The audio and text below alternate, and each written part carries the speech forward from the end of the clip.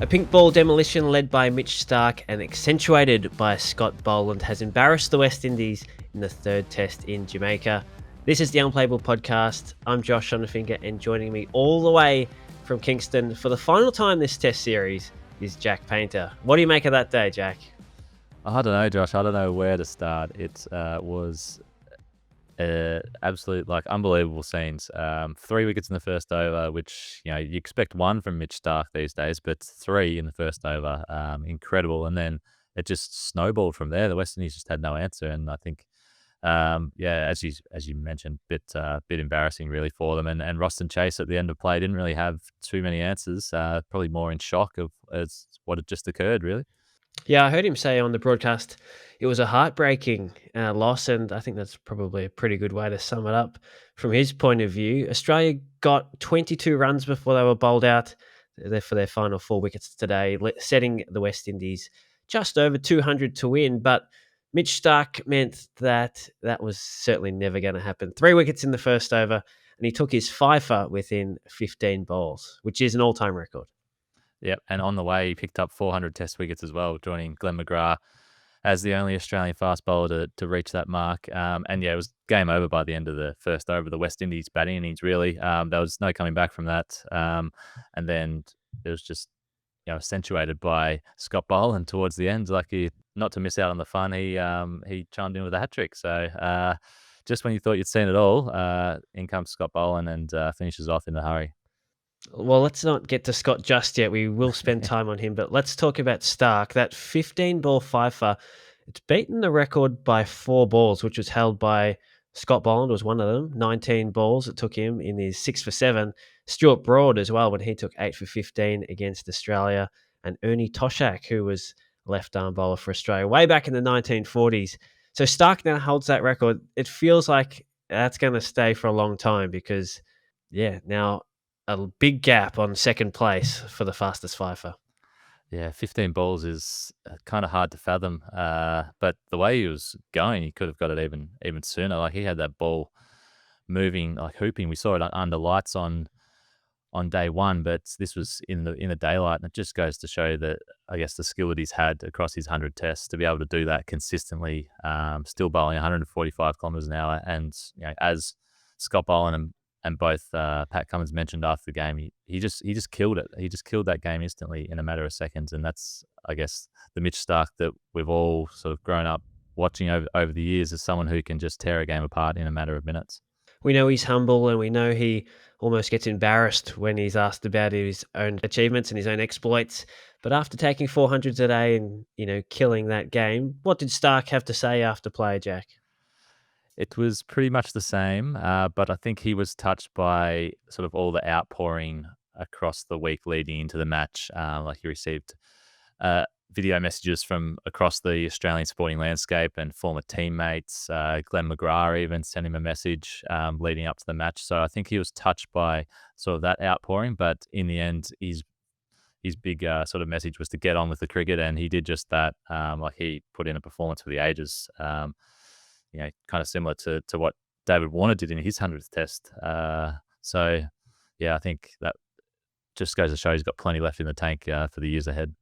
Career best figures as well for Starc. 6 for 9 he finished with, beating his previous best, which was the 6 for in the pink ball test just a couple of months ago. So again, loving that pink ball. He says nothing changes with it, but the results say otherwise, Mitch. It certainly does. He's up to more than 80 wickets now, which is a long way ahead of second place with the pink ball. I think Nathan Lyon's got that on 45. But yeah, I would hate to be facing Mitch Starc with a pink ball and a pink Dukes as well. That just moved considerably all game, that seam movement. You'd hate to be a batter. 27 all out is not quite a reflection of that, but I guess, it was tough going all week, and we saw that in the Australian innings this morning when they were knocked over quite cheaply. And then, as you say, Mitchell Starc took 5 of the first 6 wickets. Scott Boland came on and took a hat-trick. 3 in 3. First, Justin Graves caught it slip. Then an LBW against Shamar Joseph from around the wicket. And then back over the wicket to get Jamal Warrican bowled through the gate. I mean, classic Scott Boland dismissal to finish it off. And, what a moment for the Victorian. He comes in for one game, Jack, and gets a hat-trick. That's the thing, isn't it? Like, he comes in and does this every time. His last test, he got a 10-wicket haul and then goes out of the side, and you'd probably think he's probably gonna go out of the side again, for the first test of the Ashes. Like, it's gonna be hard to keep him out, and it's always hard to keep him out, but, how can you justify leaving out, one of Mitch Starc, Josh Hazlewood, or Pat Cummins? And we saw Hazlewood get 5 wickets in the first test of this series. Cummins got 6 for in the World Test Championship final. So it's a luxury Australia have. But unfortunately for Scott, he's taken a hat trick and he might miss the next test. And Jack, what about this as a stat? Of the 10 Australian men who have taken a hat trick for Australian tests, 8 of them are Victorians, Wow. which is just an amazing stat. Let me read through them.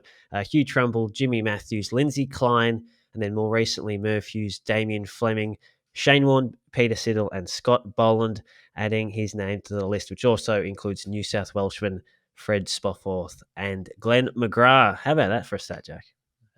He did say post-match to Scott Boland that Peter Siddle sent him a message and said, "Welcome to the club." So I wonder if those two are aware of just how regular it is for a Victorian to take a test hat trick. I might have to let them know on that little stat. But yeah, it was just almost a foregone conclusion with the way you had that pink ball moving.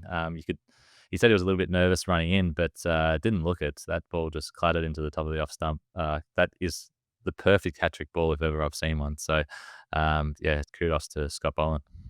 And this is just me thinking off the cuff, but if England's strength at the Ashes is going to be their batting and Australia's strength is going to be their bowling, is there any world in where Australia could potentially play 4 quicks and lie in at the first Ashes test?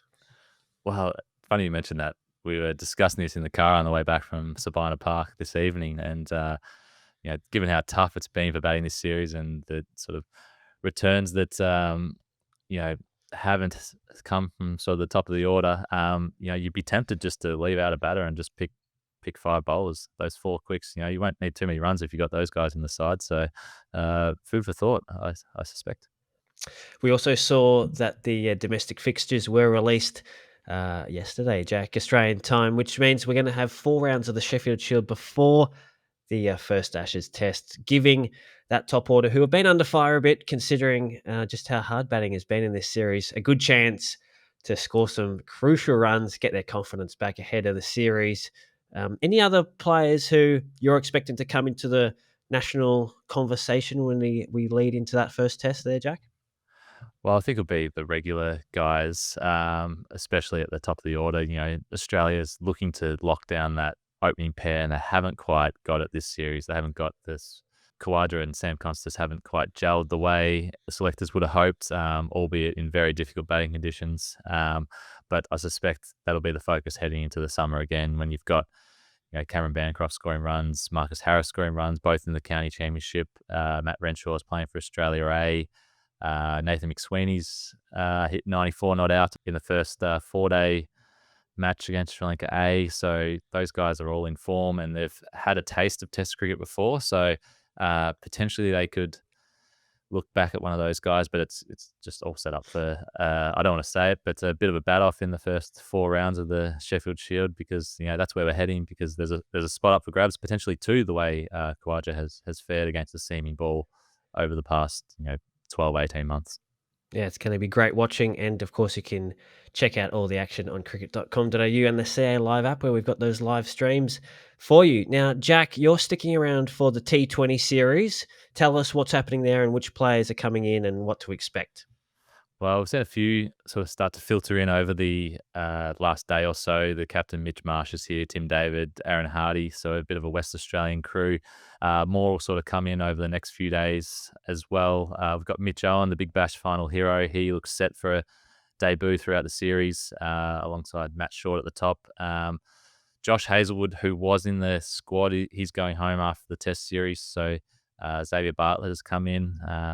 Spencer Johnson's also going to miss through injury, but there's a few regular names there. Glenn Maxwell will be in town for the T20s. So plenty of big names as Australia look towards that T20 World Cup in February next year. And it's 2 matches in Jamaica and 3 in St. Kitts. Is that right?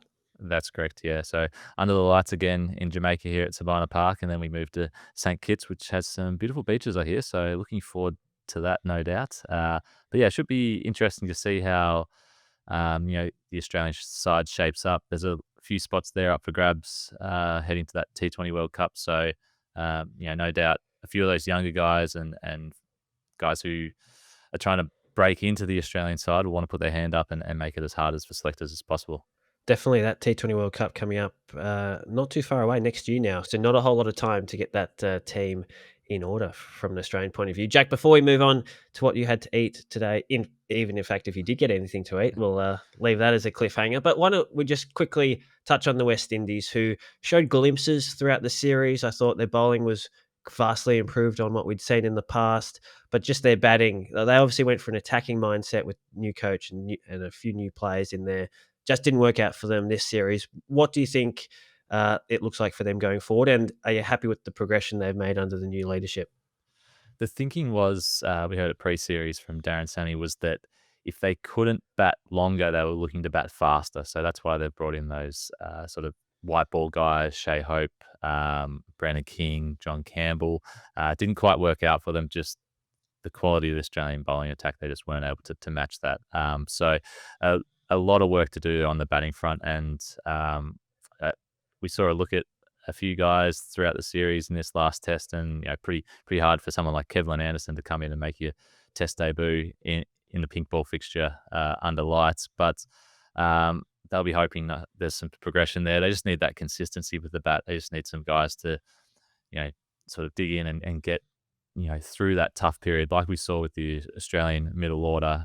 We had Travis Head, Bo Webster, Alex Carey, who, across the first two tests, they really turned those matches in Australia's favour just with the way they were able to, sum up the conditions and the state of the game and then to a counter attack on the back of that. So the West Indies will no doubt learn a lot from that, but they just need to find some consistency in their batting. They've tried a few things here, which is good for them. I think they're wanting to push up into that mid tier of the WTC table, and they've got the bowling attack to do it. They've matched Australia throughout this series with the ball. It's just the batting that's let them down. So a lot of work to go for the West Indies, but I think at least they're looking to get better and they're trying a few different things. But 27 all outs, probably not a great reflection of how they're going at the moment.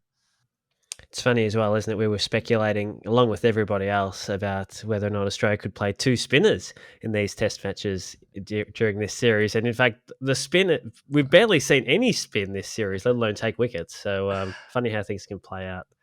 Yeah, that's right. I think it's just the pitches, and it's swayed like it was so far in the bowler's favour this test. And then you look at somewhere like England at the moment, where you've got teams who are scoring, quite freely, and it's hard for bowlers to get wickets. So there's no middle ground at the moment. It's either tipped in the bowler's favour or tipped in the batter's favour. So it'd be interesting to see how that pans out. But as you mentioned, the West Indies, they matched Australia across both first innings and then just fell away in the second innings. It happened in every test, and this third one was the worst example of that.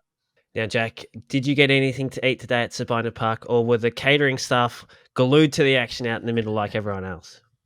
There was some food, Josh, but unfortunately for me, it happened right on the results.